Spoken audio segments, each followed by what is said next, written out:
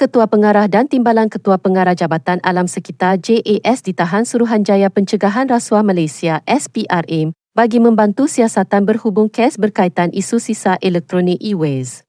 Menurut sumber, kedua-dua suspek ditahan sekitar jam 6.30 petang tadi selepas hadir memberi keterangan di Ibu Pejabat SPRM Putrajaya.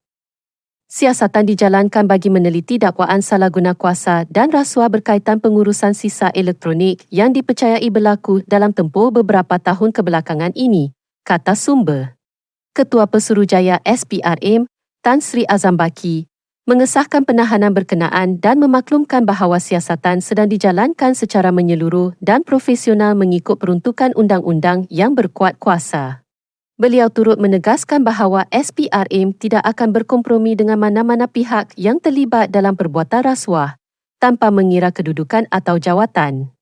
Kes ini disiasat di bawah peruntukan Akta SPRM 2009 dan perkembangan lanjut akan dimaklumkan dari semasa ke semasa. Terima kasih kerana menonton. Untuk memastikan anda tidak ketinggalan mengikuti info-info menarik dari kami, jangan lupa subscribe dan tekan butang like. Sehingga bertemu lagi. Bye.